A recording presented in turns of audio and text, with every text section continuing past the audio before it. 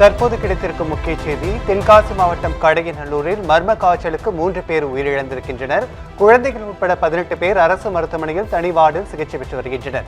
இது குறித்த கூடுதல் விவரங்களை வழங்குவதற்காக எமது செய்தியாளர் ஜெயேந்திரன் இணைப்பில் இணைகிறார். வணக்கம் ஜெயேந்திரன், மர்ம காய்ச்சலுக்கான காரணம் என்ன? இது குறித்து ஏதேனும் தகவல்கள் கிடைத்திருக்கிறதா? வணக்கம் ராஜேஷ்.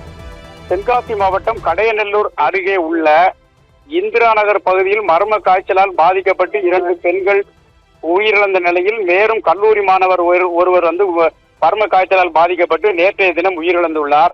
தற்போது இந்திரா நகர் பகுதியில் மணிகண்டன் என்பவரும் மேலும் ஒரு பெண் ஒருவர் 2 பேர் என மர்ம காய்ச்சல் பாதிக்கப்பட்ட நிலையில் மணிகண்டன் தென்காசி அரசு கடையநல்லூர் மருத்துவமனையிலும் அந்த பெண் தென்காசி மருத்துவமனையில் சிகிச்சை பெற்று வரும் நிலையில் கடையநல்லூர் நகராட்சி மற்றும் இன்றி சுற்றுவட்டார பகுதிகளிலான மங்களாபுரம், கிருஷ்ணாபுரம் உள்ள ஆகிய பகுதிகளில் தற்போது மர்ம காய்ச்சல் நோய் அதிக அளவில் பரவி வருவதோடு இதனால் அந்த மர்ம காய்ச்சல் நோய் தொற்றுக்கு உள்ளான குழந்தைகள் உட்பட சுமார் 18க்கும் மேற்பட்டோர் கடையநல்லூர் அரசு மருத்துவமனையில் சேர்க்கப்பட்டு சிகிச்சை பெற்று வரும் நிலையில் இந்த மர்ம நோய் தொற்றுக்கு உள்ளானவர் கூடும் சுகாதாரத்துறையின் சார்பில் குழந்தைகள், பெரியவர்கள் என தனித்தனி வார்டுகள் அமைக்கப்பட்டு சிகிச்சை அளித்து வரும் நிலையில் கடையநல்லூர் பகுதியில் மர்ம காய்ச்சலுக்கு 3 பேர் உயிரிழந்த நிலையில் சுகாதாரத்துறையின் அலட்சிய போக்கின் காரணமாக மேலும் 18 பேருக்கு தற்போது இந்த நோய் தொற்றானது பரவி வருவதோடு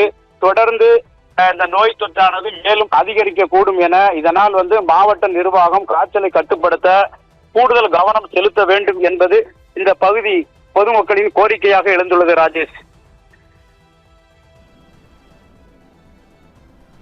கூடுதல் விவரங்களை வழங்கியமைக்கு நன்றி ஜெயேந்திரன்.